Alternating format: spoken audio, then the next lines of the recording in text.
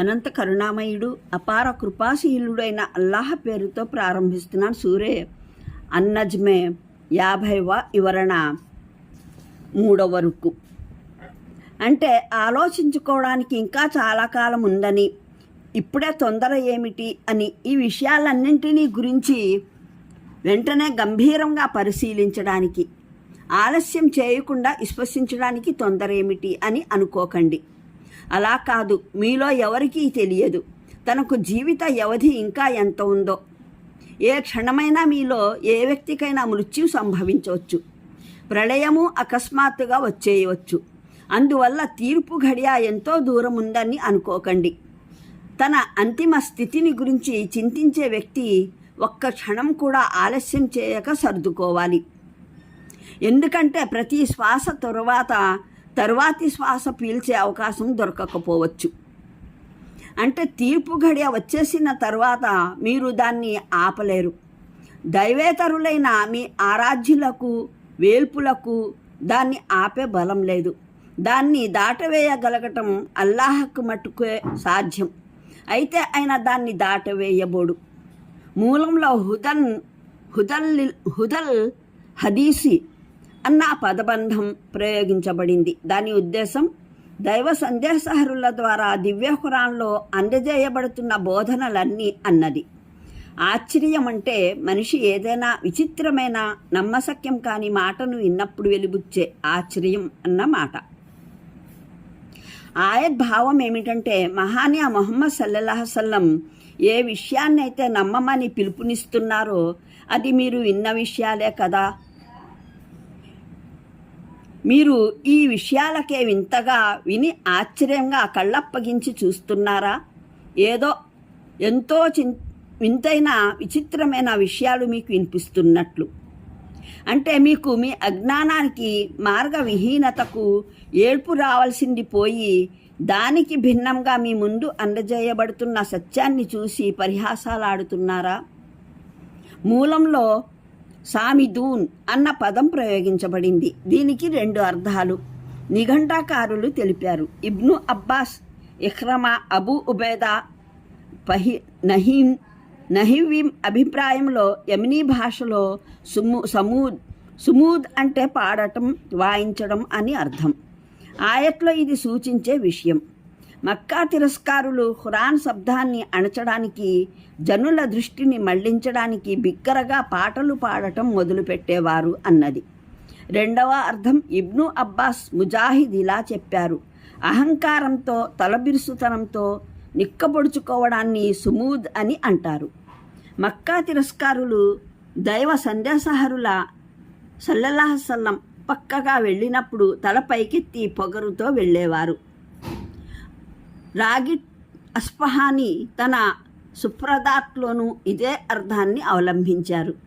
ఇదే అర్థాన్ని అనుసరిస్తూ సామిదూన్ అన్నదానికి ఖతాదా, గాఫిలూన్ ఏమరుపాటులో పడిపోయిన వారు అని, సయీద్ బిన్ జుబైర్ మూరిజూన్ దూరంగా తొలగిపోయేవారు అని పేర్కొన్నారు. ఇమాం అబూ హనీఫా, ఇమాం షాఫీ ఇంకా ధర్మవేత్తలైన వారు చాలామంది ప్రకారం ఈ ఆయత్ చదివి సజ్దా చేయడం తప్పనిసరి. ఇమాం మాలిక్ స్వయంగా పారాయణం చేసినప్పుడు తప్పనిసరిగా సజ్దా చేసినప్పటికీ ఖాజీ అబూబకర్ ఇబ్నుల్ అరబీ అహకముల్ ఖురాన్లో ఉటంకించినట్లు ఆయన విధానం ప్రకారం ఇక్కడ సజ్దా చేయడం తప్పనిసరి కాదు. వీరి ఈ అభిప్రాయానికి ఆధారం హజరత్ జైద్ బిన్ సాబిత్ ఉల్లేఖనం. అందులో ఇలా ఉంది: నేను దైవ సందేశహరులు సల్లల్లాహు అలైహి వసల్లం సమక్షంలో అన్నజ్మ సూరా పఠించాను. ప్రవక్త శ్రీ సల్లల్లాహు అలైహి వసల్లం సజ్దా చేయలేదు. బుఖారీ, ముస్లిం, అహ్మద్, తిర్మిజీ, అబూ దావుద్, నసాయి. అయితే ఈ హదీసు ఈ ఆయత్కు సజ్దా చేయడం తప్పనిసరే అనే విషయాన్ని కాదన్నదు. ఎందుకంటే ప్రవక్త శ్రీ సల్లల్లాహు అలైహి వసల్లం ఆ సమయాన ఏదైనా కారణం వల్ల సజ్దా చేయకపోవడం సంభవమే. తరువాత చేసి ఉండవచ్చు. ఇతర ఉల్లేఖనాల్లో విశదీకరించిన విధంగా ఈ ఆయత్ తర్వాత నియమబద్ధంగా సజ్దా చేసినట్లే తెలుస్తుంది.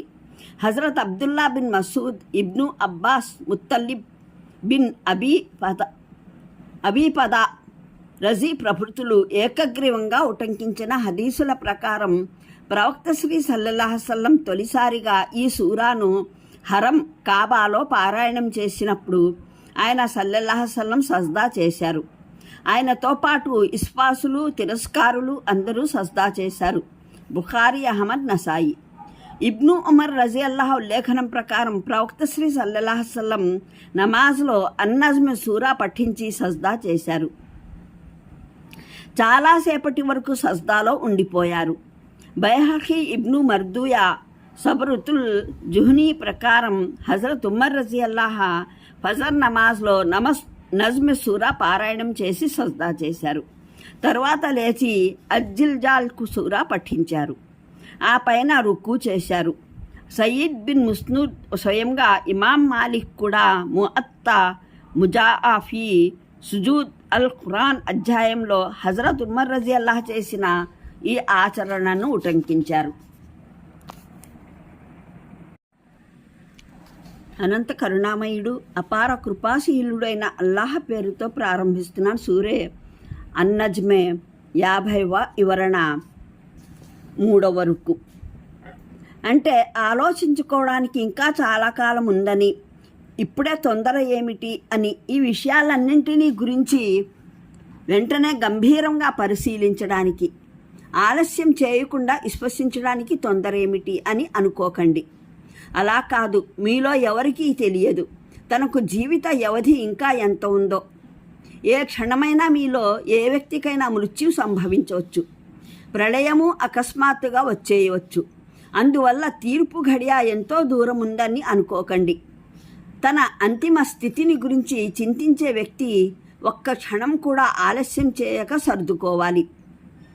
ఎందుకంటే ప్రతి శ్వాస తరువాతి శ్వాస పీల్చే అవకాశం దొరకకపోవచ్చు. అంటే తీర్పు గడియ వచ్చేసిన తర్వాత మీరు దాన్ని ఆపలేరు. దైవేతరులైన మీ ఆరాధ్యులకు, వేల్పులకు దాన్ని ఆపే బలం లేదు. దాన్ని దాటవేయగలగటం అల్లాహకు మట్టుకే సాధ్యం.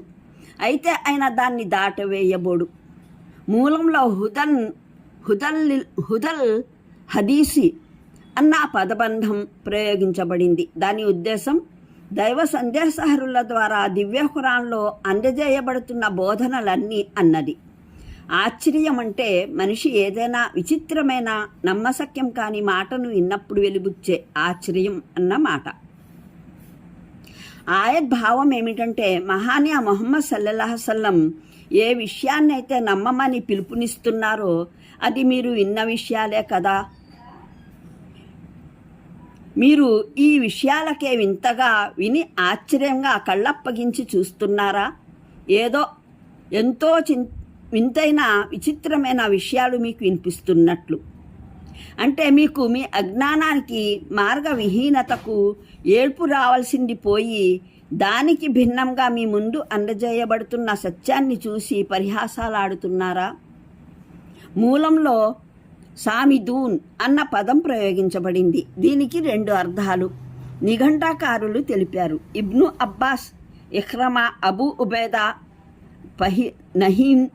నహివీం అభిప్రాయంలో యమనీ భాషలో సుమూద్ అంటే పాడటం, వాయించడం అని అర్థం. ఆయట్లో ఇది సూచించే విషయం. మక్కా తిరస్కారులు ఖురాన్ శబ్దాన్ని అణచడానికి, జనుల దృష్టిని మళ్లించడానికి బిగ్గరగా పాటలు పాడటం మొదలుపెట్టేవారు అన్నది. 2వ అర్థం ఇబ్ను అబ్బాస్ ముజాహిద్ ఇలా చెప్పారు: అహంకారంతో, తలబిరుసుతనంతో నిక్కబొడుచుకోవడాన్ని సుమూద్ అని అంటారు.